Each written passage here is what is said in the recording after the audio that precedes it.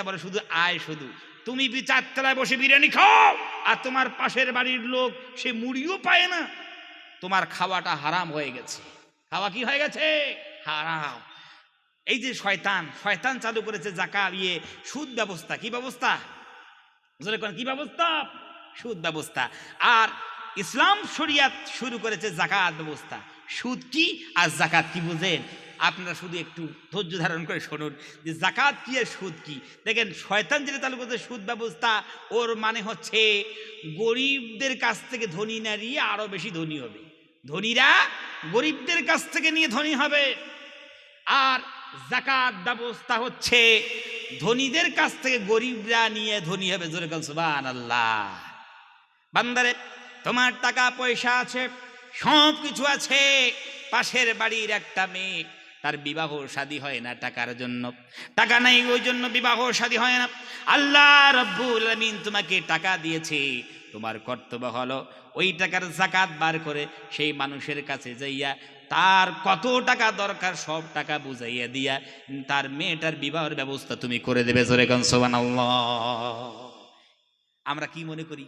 এই শুনুন, শুধু যাকাত নেওয়ার জন্য মাদ্রাসা থেকে শুধু এই রমজান মাসে শুধু আমাদের মুফতি মৌলানাগুলো আসুক, তারপরে দেখবেন যাকাত দেওয়ার মানুষের যা সত্যি করে মানসিকতা কি বলবে না। ঘরের মধ্যে থাকবে, বাচ্চা ছেলেদেরকে বলবে মৌলানা সাহেবকে বলে আসো, যাও জিকে বলে আসো আব্বা বলছে যে আব্বা বাড়িতে নাই, বলে যাও তোর আব্বা বাড়িতে নাই। ওই ছেলে যা বলবে জি হুজুর আব্বা বলছে যে আব্বা বাড়িতে নাই, আপনি যান। দিয়ে যা খেলা দেখেছেন? যাকাত দিবে গো, এরা যাকাত দিবে, ওরা যাকাত দিবে, তুই যাকাতের পাইলে আরো চায়, বলে আমাকেই দাও। আল্লাহর কসম, ইসলাম যদি থাকে, ইসলাম শান্তির ধর্ম, সামাজিকতা ফিরে পাবে, সামাজিকতা ফিরে পাবে, সোসাইটি ফিরে পাবে, মানুষের ভিতর মনুষ্যত্ব আসবে। যদি ইসলাম থাকে, যদি না থাকে আসবে না। তো ওই জন্য বলছি টেনশনও থাকবে না আর কোনো চিন্তা থাকবে না। এটা হলো কোরআনের কথা বললাম। নবী করিম সাল্লাল্লাহু আলাইহি সাল্লামের সুন্নাত, বিশ্ব নবী সাল্লাল্লাহু আলাইহি সাল্লাম বলেন, দ্বিতীয় নম্বর যারা সুন্নাত আমার ধারণ করবে, আল্লাহর কসম বিশ্ব নবী জনাব মুহাম্মদ রাসূলুল্লাহ সাল্লাল্লাহু আলাইহি সাল্লামের তিনি তার তরিকা যা ছেড়ে দিয়ে চলে গেছেন, যে সুন্নাত দিয়েছেন, কোনো মানুষ যদি সুন্নাত ধারণ করে জীবনে সে কোনোদিন ব্যাকআউট হতে পারে না। কেন? নবীজি এমন একজন চরিত্রের মানুষ ছিলেন, বিশ্ব নবী সাল্লাল্লাহু আলাইহি সাল্লাম এত সুন্দর চরিত্রের মানুষ ছিলেন। আল্লাহ রাব্বুল আমিন বলেন, নবীজি স্কুল থেকে সার্টিফিকেট নেওয়ার দরকার নেই, কলেজ থেকে নেওয়ার দরকার নেই, কোনো মাদ্রাসা থেকে নেওয়ার দরকার নেই, আমি আরশের মালিক হইয়া নবীজি আপনার চরিত্রের সার্টিফিকেট আমি দিয়ে দিলাম। ওয়া ইন্নাকা লাআলা খুলুকিন আযীম। ও নবীজি, আমি আরশের মালিক হইয়া বলতেছি, নবীজি আপনি মহান চরিত্রের উপর প্রতিষ্ঠিত আছেন। পৃথিবীতে কোনো মানুষ, কোনো নেতা, কোনো খেতা, কোনো প্রধানমন্ত্রী, কোনো মুখ্যমন্ত্রী নবীজি আপনার চরিত্রের মোকাবেলা জীবনেই করতে পারবে না। জোরে বলেন সুবহানাল্লাহ। ভাই আমাদের কেমন চরিত্র? বিশ্বনবী সাল্লাল্লাহু আলাইহি সাল্লামের কেমন চরিত্র ছিল? আমাদের চরিত্র সম্পর্কে জোরে কন্ত সব থেকে বেশি কে জানে?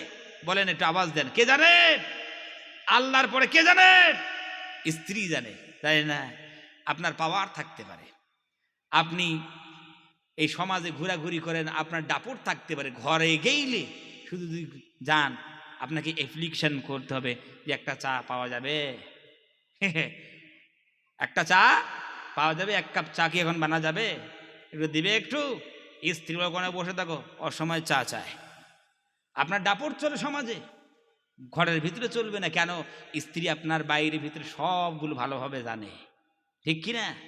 বিশ্বনবী সাল্লাল্লাহু আলাইহি সাল্লামের চরিত্র কেমন ছিল সাহাবারা সবাই জানেন, কিন্তু ঘরের ভিতর কেমন চরিত্র ছিল ওটা তো জানেন না।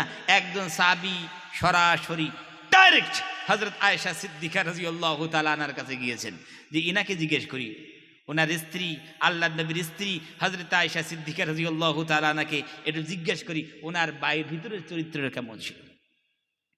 হযরত আয়েশা সিদ্দিকা রাদিয়াল্লাহু তাআলা আনহাকে বিশ্বনবী সাল্লাল্লাহু আলাইহি সাল্লামের চরিত্র সম্পর্কে জিজ্ঞাসা করছেন, কাইফা কানা খুলুকি রাসূলিল্লাহি সাল্লাল্লাহু আলাইহি ওয়াসাল্লাম, বিশ্বনবী সাল্লাল্লাহু আলাইহি সাল্লামের চরিত্র কেমন ছিল? হযরত আয়েশা সিদ্দিকা রাদিয়াল্লাহু তাআলা আনহা তিনি বলেন, আলাস্তা তাকরাউল কোরআন, তুমি কি কোরআন পড়ো না? তুমি কি কোরআন স্টাডি করো না? তুমি কি কোরআন তরজমা করো না? তুমি কি কোরআন ব্যাখ্যা তুমি পড়ো না? সাহাবী বললেন, বালা, কোরআন পড়ি, কোরআন স্টাডি করি, কোরআন তরজমা করি। হযরত আয়েশা সিদ্দিকা রাদিয়াল্লাহু তাআলা আনহা তিনি বলেন, দেখো বিশ্বনবী সাল্লাল্লাহু আলাইহি ওয়াসাল্লামের চরিত্র পুরো কোরআনুল কারীম, জোরে কোন সুবহানাল্লাহ।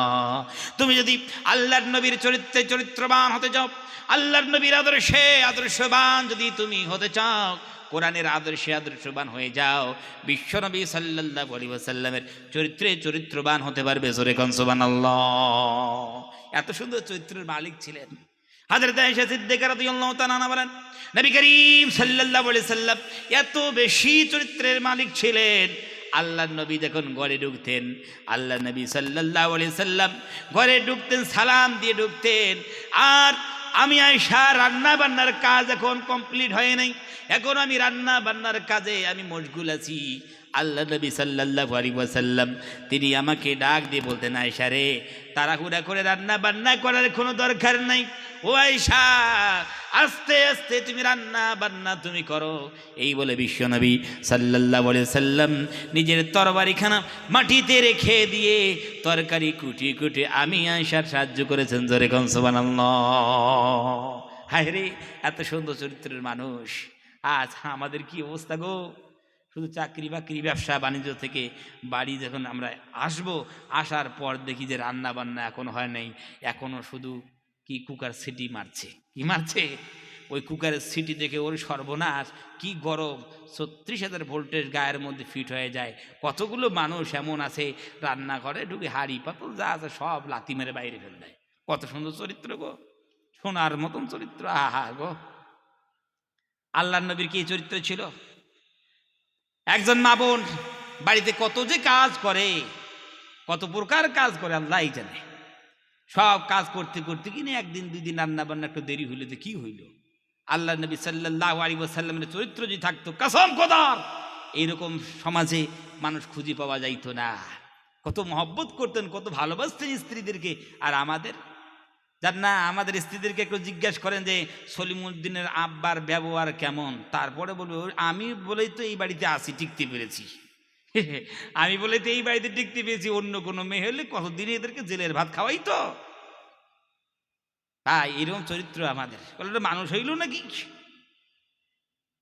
নবী করিম সাল্লাল্লাহু আলাইহি ওয়াসাল্লাম যে চরিত্রবান ছিলেন, কসম খোদার, ওগুলো চরিত্র আপনারা নিয়ে আসুন। সুন্দর স্বামী হইতে পারবেন, সুন্দর পিতা হইতে পারবেন, আদর্শবান একজন নেতা হইতে পারবেন। সেই চরিত্র যদি আমার আপনার ভিতরে থাকে, আল্লাহর কসম সমাজের মধ্যে চ্যান সুখের এমনিই ফিরে আসবে।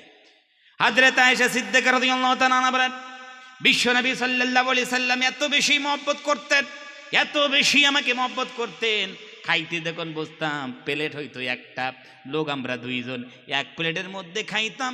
আবার খাইতে খাইতে বিশ্বনবী সাল্লাল্লাহু আলাইহি সাল্লাম এত বেশি মহব্বত করতেন, কোন হাড্ডির টুকরা যখন চিবানোর পর আমি দস্তরখানায় রেখে দিতাম, নবী করিম সাল্লাল্লাহু আলাইহি সাল্লাম ওই চিবানো হাড্ডি আবার তুলে তিনি চিবাইতেন, জোরে গান সুবহানাল্লাহ। নবী করিম সাল্লাল্লাহু আলাইহি সাল্লাম এত বেশি মহব্বত করতেন, গ্লাসে পানি পান করার পর যখন আমি রেখে দিতাম, আবার নবী সাল্লাল্লাহু আলাইহি সাল্লাম ওই গ্লাসটা তুলে দেখতেন আমি কোন জায়গায় মুখ লাগিয়ে পানি পান করেছি। যেই জায়গায় আমি মুখ লাগিয়ে পানি পান করেছি, আমার নবী সাল্লাল্লাহু আলাইহি সাল্লাম সেই জায়গায় মুখ লাগিয়ে তিনি পানি পান করতেন, জোরে গান সুবহানাল্লাহ। হায় রে, কত সুন্দর মিল মহব্বত। স্বামী স্ত্রীর মধ্যে মিল মহব্বত থাকবে, তবে তো চ্যান ও সুকুন আসবে সংসারের মধ্যে। এখনকার মনে করো নতুন বিবাহ হয়েছে, নতুন বৌমা আর বেটায় যদি এক থালিতে খায়, আর যদি শাশুড়িরে একবার চুপ করে দেখতে পারে, হ্যাঁ এবার কাজ বনেছে। যদি দেখে যে বৌমায় আর বেটায় এক থালিতে মুড়ি খাচ্ছে বা এক থালিতে বিরিয়ানি খাচ্ছে, ও সর্বনাশ, ও চিৎকে দেবে, ও সর্বনাশ, এই যে কি হয়ে গেল গো, লজ্জা শরম সব ধুয়ে গিয়েছে। এক প্লেটে স্বামী স্ত্রী কোনদিন খায়, এটা বাবার জীবনে দেখি নেই। এরা বাজে কোথার থেকে এলো, ওদের লজ্জা শরম আছে? ও মা কেন বকেন, এক প্লেটে খাওয়া হচ্ছে সুন্নত, কি বলেন জোরে গড, এতে মহব্বত আসবে। এক গ্লাসে পানি পান করা কি, এটা হচ্ছে বিশ্বনবী সাল্লাল্লাহু আলাইহি ওয়াসাল্লামের সুন্নত, এক গ্লাসে পানি পান করা। এই সুন্নত আদায় করবেন, কি করেন আপনারা, করবেন? সবাই করতে চান? ফাসাদের জামানায় যদি কেউ একটা মরা সুন্নতকে জিন্দা করে, আল্লাহ রাব্বুল আলামিন শহীদের সওয়াব দান করবেন। কি দান করবেন? শহীদের সওয়াব দান করবেন। কিন্তু ভাই সবাই সুন্নত, এই সুন্নতটা পালন করার চেষ্টা করেন, কিন্তু আমার রিকোয়েস্ট থাকবে, অনুরোধ থাকবে, যারা বিড়ি খান জীবনে সুন্নত আদায় করতে যান না। কথা ঠিক কি রে? যারা বিড়ি খায় যদি এই সুন্নত আদায় করে, স্ত্রী যেই গিলাসে পানি পান করে আর সেই গিলাসে যে সে পানি পান করে, ও সর্বনাশ, গিলাস দিয়ে বিড়ির গন্ধ, ভাত দিয়ে বিড়ির গন্ধ, বালিশ দিয়ে বিড়ির গন্ধ তো বার হয়। এই স্ত্রী বলে জলসা খেয়ে দিয়েছে আল্লাহ জানে। এতদিন বিপদে ছিল যে খ্যাতা কম বলে গন্ধ ছিল, এখন তো গন্ধ ভাতের মধ্যে চলে এলো। এ তো আমাকে আরো মারবে গো। আজ জীবনে জলসা করা যাবে না। এই যে কোন বক্তার কথা শুনেছে, এ তো জীবনটাকে আমি লাশ করে দিল। সারা জীবন তো গন্ধ শুনতে শুনতে এখন তো গন্ধই লাগে না, আর ভাতে গন্ধ ধরে গেছে। ওই জন্য বলি, যারা বিড়ি সিগারেট খান একটু ছাড়েন, এই সুন্নত আদায় করবেন ইনশাল্লাহ।